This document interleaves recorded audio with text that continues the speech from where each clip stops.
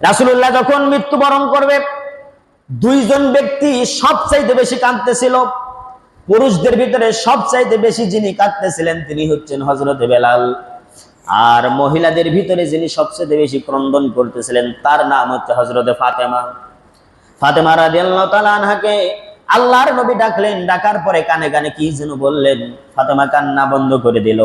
পরবর্তী সময়ে হযরতে আয়েশা বলেন, ফাতেমা তোমার বাবা তোমারে কি কথা বললো আর তুমি কান্না বন্ধ করে দিলে? হযরতে ফাতেমা বলেন, আম্মা জান, আমার বাবা আমাকে বলতেছে, মা তুমি কেঁদো না, আমার বিয়োগের পরে, এই দুনিয়া থেকে যাওয়ার পরে আমার আত্মীয় স্বজনের ভিতরে কবরের জগতে সবার সঙ্গে সবার আগে আল্লাহ রাব্বুল আলামিন আমাকে তোমার সঙ্গে দেখা করাইয়া দেবে। মানে আমার মৃত্যুর পরে তোমার সঙ্গে আগে আমার মোলাকাত হবে কবরের জগতে। তার মানে আমার মৃত্যুর পরে তুমি বেশি দিন দুনিয়া থাকবা না। আর পুরুষের ভিতরে সবচেয়ে বেশি যিনি কাঁদতেছিলেন তিনি হচ্ছেন হযরতে বেলাল। নবীজি বললেন, আমার সব সাহাবীরা আছে আমার পাশে, বেলাল কই, বেলাল কই, বেলালকে দেখি না কেন? হযরত বেলাল মসজিদে নববীর ভিতরে কাঁদতে কাঁদতে অস্থির হয়ে যাচ্ছে। নবীজি হযরত বেলালকে ডাক দিলেন। বেলালকে ডাকার পরে বলতেছে, বেলাল তুমি কেন এইভাবে কাঁদো? আমি এখন দুনিয়া থেকে চলে যাব, যাওয়ার আগে বলো তোমার কোনো শেষ ইচ্ছা আছে নাকি? যদি কোনো তোমার দিলের কোনো তামান্না থাকে, সুপ্ত কোনো বাসনা থাকে, তাহলে ওইটা তুমি আমারে বলতে পারো, আমি তোমাকে দিয়ে যাব এই দুনিয়ায়। হযরত বেলাল চোখের পানি ছেড়ে দিলেন আর বললেন, ইয়া রাসূলুল্লাহ, ইয়া হাবিবাল্লাহ, ইসলাম আনার কারণে আপনি আমাকে সর্বোচ্চ মর্যাদার স্থান দিয়েছেন।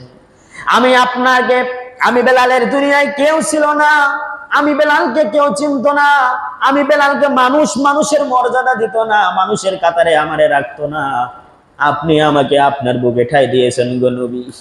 আপনি দুনিয়া থেকে চলে যাচ্ছেন, আমি যখন মনের ভিতরে যখন অশান্তি অনুভব করি, আপনার পাশে আসি, আপনার চেহারার দিকে তাকালে আমি মনের ভিতরে শান্তি পাই। ইয়া রাসূলুল্লাহ, আপনি দুনিয়া থেকে গেলে আমি কার কাছে যাব? আমার মনের কথা কার কাছে গিয়ে বলবো? আল্লাহর নবী বলতেছেন, বেলাল তুমি কাঁদো না, কান্না বন্ধ করো। আমি দুনিয়া থেকে চলে যাব, তোমার যদি কোনো শেষ ইচ্ছা থাকে তাহলে তুমি আমারে বলতে পারো। হযরত বেলাল বলেন, ইয়া রাসূলুল্লাহ, এই দুনিয়ায় দীর্ঘ একটা সময় আমি আপনার পাশে ছিলাম, আপনি ছিলেন ইমাম আর আমি ছিলাম মুয়াজ্জিন। কিয়ামতের ময়দানে লক্ষ কোটি কোটি মানুষের ভিড়ে যখন সমস্ত নবীরা পর্যন্ত ইয়া নাফসি করবে, মানুষেরা উন্মাদের মতো দৌড়াদৌড়ি করতে থাকবে, ইয়া রাসূলুল্লাহ, ওই কিয়ামতের ময়দানে হাসরে আমি আপনাকে কোন জায়গায় গেলে পাবো? সুবহানাল্লাহ বলেন, আমি কোন জায়গায় গেলে আপনারে পাবো? আল্লাহর নবী বলেন, বেলাল তুমি আমাকে কিয়ামতের ময়দানে 4 জায়গায় খোঁজ করবা। কয় জায়গায়? 4 জায়গায় খোঁজ করবা। কবিতার ভাষায় এভাবে বলেন, পাবে রে বেলাল 4 খানে, দোজক হাসর ফুল সিরাত আর মিজানে। এই 4 জায়গায় নবীকে পাওয়া যাবে। আমার বন্ধুগণ, রাসূলুল্লাহ মৃত্যুবরণ করলেন। হযরতে বেলাল তার তলবি তলবা সবকিছু গাঁঠি বেঁধে হযরত আবু বকরের কাছে গেলেন। যাওয়ার পরে বলতেছেন, ইয়া আবু বকর, খলিফাতুল মুসলিমিন, আমিরুল মুমিনিন, আমার অনুমতি দেন, এই যে দেখেন আমি সবকিছু গাঁঠি বেঁধে এনেছি, মদিনায় আর থাকবো না, মদিনা থেকে চলে যাব। হযরত আবু বকর চোখের পানি ছেড়ে দেয়। দেওয়ার পরে বলতেছে, হে বেলাল, তুমি বুঝি নবীকে ভালোবাসো, আমরা বুঝি বাসি না, তাহলে তুমি কেন মদিনা ছেড়ে চলে যাবে? তোমার যদি অর্থ সংসার চালাতে যদি তোমার কষ্ট হয়, বলো, বাইতুল মাল থেকে তোমার জন্য হিস্সা নির্ধারণ করে দেওয়া হবে, বেতন ভাতা আমি আবু বকর তোমার জন্য নির্ধারণ করে দেব। হযরত বেলাল বলেন, ইয়া রাসূলুল্লাহ, আমিরুল মুমিনিন, খলিফাতুল মুসলিমিন, আমার বেতন দরকার নাই। রাসূলুল্লাহ ওফাতের পরে একটা দিনের জন্য, এক মুহূর্তের জন্য এই মদিনায় আমি বেলাল ঘুমাইতে পারি নাই। আমিরুল মুমিনিন, আপনি রাসূলুল্লাহর রওজা দেখেন, দেখার পরে সহ্য করতে পারেন, আমি বেলাল পারি না, এই জন্য আমি মদিনায় থাকবো না। সালাম দিলাম, বিদায় দেন, আমি চলে গেলাম। হযরত বেলাল চলে গেল। প্রায় 6 মাস হয়ে গেছে। আল্লাহর নবী একদিন স্বপ্নে হযরত বেলালকে ডাকতেছেন, বেলাল রে, আমার কবরের পাশে আবু বকর আছে, ওমর আছে, ওসমান আছে, আলী আছে, আর তুই কই গেলি? তুই একদিনে যে আমার কবরে আসলি না জিয়ারত করতে? হযরতে বেলাল ঘুম থেকে জাগ্রত হলেন, হওয়ার পরে আবার গাঠুরি মাথায় নিয়ে মদিনার দিকে রওনা দিলেন। মদিনায় আসার পরে ফজরের নামাজে রক্ত হয়ে গেছে, তার আগে হযরতে বেলাল রাসূলুল্লাহর রওজায় কিনারে দাঁড়ায় কাঁদতেছিলেন আর বলতেছিলেন, ইয়া রাসূলুল্লাহ, ঘুমের ভিতরে আপনি ডেকেছেন, আমি এসেছি গো নবী, আমি এই যে আপনার দরবারে হাজির হয়ে গিয়েছি।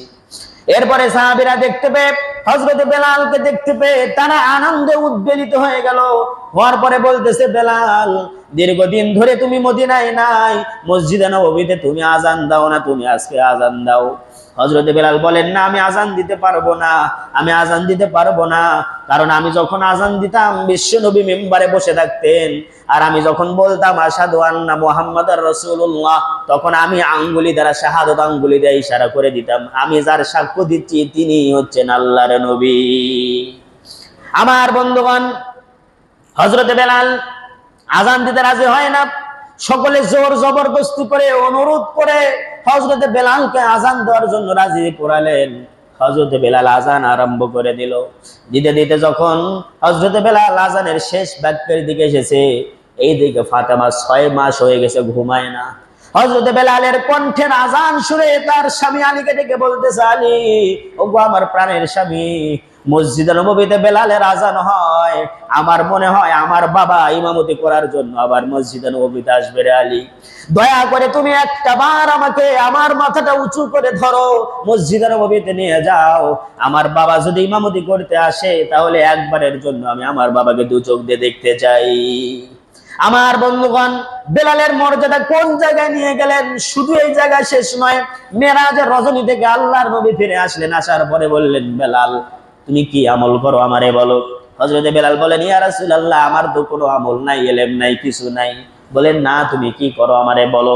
বলে, ইয়া রাসূলুল্লাহ, মাখসুস আমলের ভিতরে শুধু আমি এতটুকু করি, যখন আমি ওযু করি আর ওযুর ইহতিমামের জন্য 2 রাকাত নামাজ আদায় করি, এই আমার খাস আমল, বিশেষ আমল, এছাড়া আর কোনো আমল নাই। আল্লাহর নবী বলেন, বেলাল, এই আমল জীবনে ছাড়বা না। আমি যখন জান্নাতের ভিতরে যাচ্ছিলাম, জান্নাত যখন প্রদক্ষিণ করতেছিলাম, আমাকে একাকিত্ব লাগতেছিল, আমি একাকিত্ব অনুভব করতেছিলাম, তখন আমি মনে করতেছিলাম, আমার মনে হচ্ছিল তুমি আমার চতুর্পাশে জান্নাতে হাঁটতেছো।